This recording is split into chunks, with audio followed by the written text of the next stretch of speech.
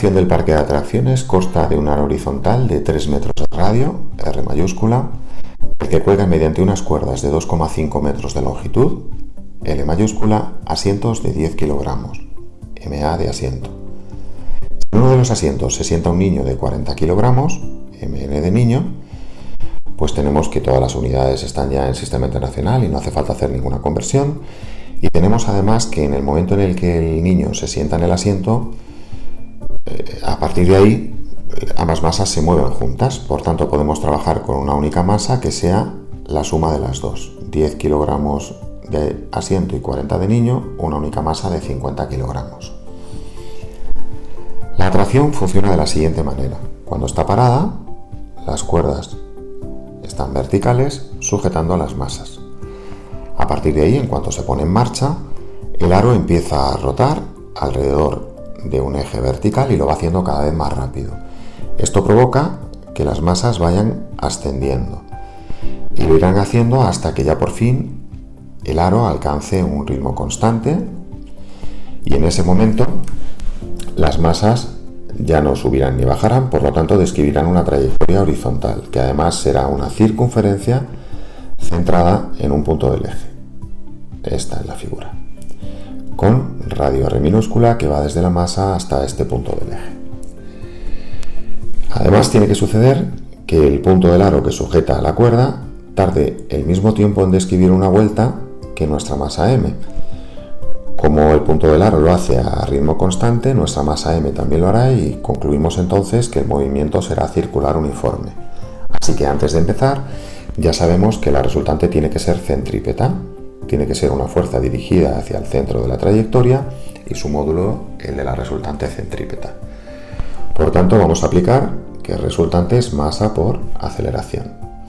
Tenemos que pensar entonces cuáles son las fuerzas que están actuando sobre nuestro objeto. Y como no hay nada cargado eléctricamente ni nada magnético, la única fuerza sin contacto a considerar es el peso. Lo vamos a dibujar en el lado de la derecha.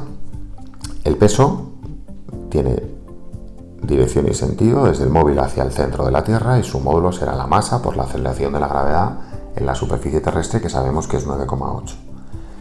Y el resto de fuerzas tienen que estar provocadas por cosas que toquen al objeto, y lo único que está tocando es la cuerda. Esa cuerda empuja a nuestro objeto con una tensión que tiene dirección la de la cuerda, sentido hacia el otro extremo, y que en realidad es la fuerza que está transmitiendo el punto del que cuelga la cuerda a nuestra masa m. Las dos fuerzas que tenemos, tensión y peso, no tienen la misma dirección, por tanto hemos de trabajar con ejes perpendiculares. Como sabemos que la resultante tiene que ir desde el móvil hacia el centro, este será uno de nuestros ejes.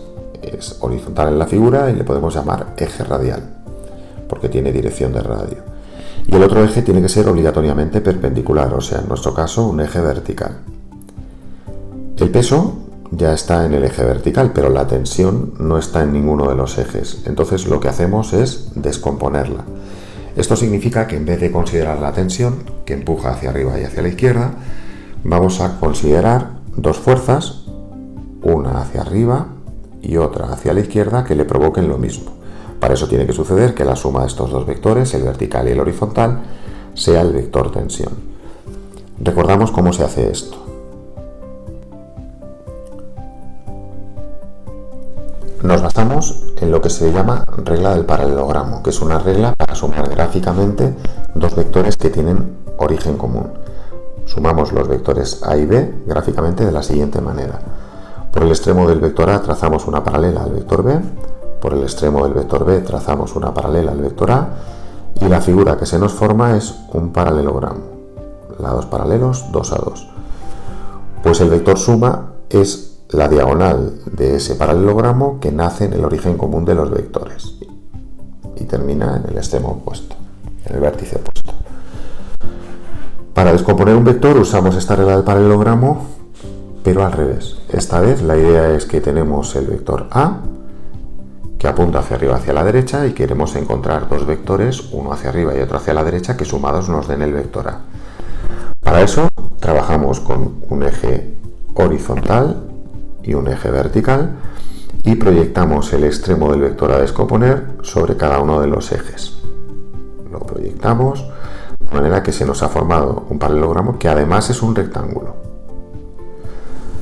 Así, gráficamente, la suma de este vector horizontal y de este vector vertical será el vector que queremos descomponer.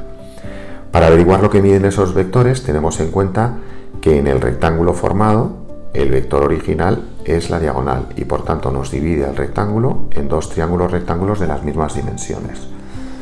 Si además del ángulo recto en uno de los triángulos rectángulos conocemos un ángulo, en la figura suponemos que conocemos este ángulo alfa, podemos con trigonometría averiguar lo que miden dichas componentes.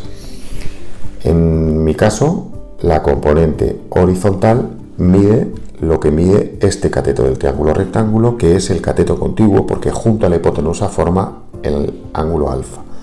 El cateto contiguo de un triángulo rectángulo mide el producto de su hipotenusa, que será el módulo del vector A, por el coseno del ángulo alfa. Una buena regla mnemotécnica para recordar esto es coseno contiguo. Mientras que el otro cateto, que es el cateto opuesto porque se forma el lado opuesto a donde está el ángulo alfa, mide el módulo de la hipotenusa por el seno del ángulo alfa, que es lo que mide nuestra componente vertical. Según esto, vamos a descomponer a nuestro vector tensión. Proyectamos sobre cada uno de los ejes y obtenemos gráficamente el vector vertical y el horizontal, que sumados nos dan nuestro vector t. T es la diagonal del rectángulo que se nos ha formado y nos divide al rectángulo en dos triángulos rectángulos iguales. Buscamos un ángulo adicional, que aquí es sencillo porque alfa es el que forma la cuerda con la vertical, así que este será alfa, el que forma la cuerda con la vertical, y trabajamos entonces con este triángulo rectángulo para hacer la descomposición. El cateto vertical, que mide lo mismo que nuestra componente vertical, es el cateto contiguo, porque junto a la hipotenusa forma el ángulo alfa. Como es el contiguo, va con el coseno y mide, por tanto, el módulo de la tensión por el coseno del ángulo alfa. Mientras que el cateto horizontal es el cateto opuesto, porque se forma en el lado opuesto a donde está el ángulo alfa y mide el módulo de la hipotenusa por el seno de alfa. Desde este momento podemos olvidarnos ya de la tensión y considerar que sobre nuestro móvil actúan el peso y las componentes de dicha tensión, es decir, estas tres fuerzas, que ya sí están sobre los ejes. Y lo que hacemos es trabajar con el principio de Newton en cada uno de los ejes por separado. En cuanto al eje vertical, tenemos t coseno alfa y el peso, y concluimos que deben medir lo mismo, porque si t coseno alfa fuese mayor, el cuerpo ascendería, y si fuese mayor el peso, el cuerpo descendería. Y en cuanto al otro eje, el eje horizontal al que hemos llamado radial, nos queda la otra componente de la tensión que vemos apunta desde el móvil hacia el centro. Por tanto, en este contexto, esa componente es la resultante centrípeta. Y su módulo, t seno alfa, tiene que ser el módulo de la centrípeta mv cuadrado partido por r. Pero como nosotros lo que buscamos es velocidad angular, tenemos en cuenta que en movimiento circular uniforme la velocidad lineal se puede poner como la velocidad angular multiplicada por el radio de la trayectoria.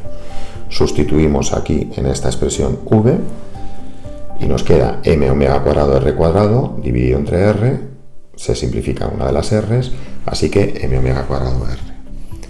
Hemos llegado entonces a un sistema con dos ecuaciones, t coseno alfa es mg y t seno alfa es m omega cuadrado r. Y queremos encontrar omega, que es una de las incógnitas. Las incógnitas son la tensión y omega.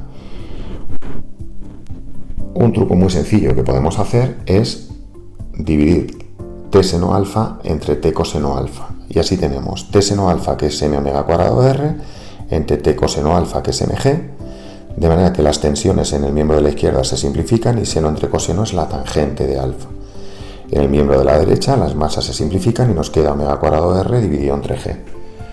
Esta g pasa a la izquierda multiplicando, esta r pasa a la izquierda dividiendo, hacemos la raíz cuadrada y obtenemos la expresión para la velocidad angular, donde r es el radio de la trayectoria, que cuidado, no es el radio del aro, el radio de la trayectoria es este y esto es el radio del aro.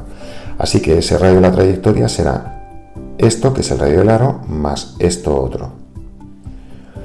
Para calcular lo que hay que sumar al radio del aro, vamos a trabajar con este triángulo rectángulo cuya hipotenusa es la longitud de la cuerda.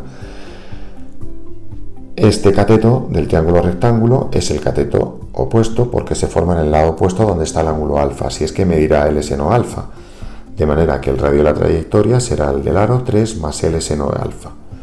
Metemos números, L 2,5, alfa 37 grados, el radio de la trayectoria es 4,5 metros. Así que por fin podemos introducir aquí ya números para obtener la velocidad angular.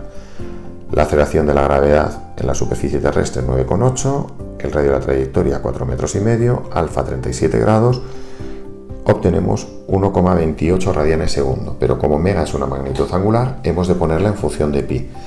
Basta dividir este 1,28 entre pi y sale 0,41, así que la velocidad angular será 0,41 pi radianes cada segundo. En el apartado B tenemos que averiguar cuál es la tensión de la cuerda que soporta el asiento del niño, y esa la podemos deducir directamente de esta primera ecuación. T coseno alfa es mg, así es que coseno alfa pasa al miembro de la derecha dividiendo y nos queda que la tensión es mg entre el coseno de alfa. 50 la masa de asiento niño por g 9,8, alfa 37 grados, resultando una tensión de 613,5 newton.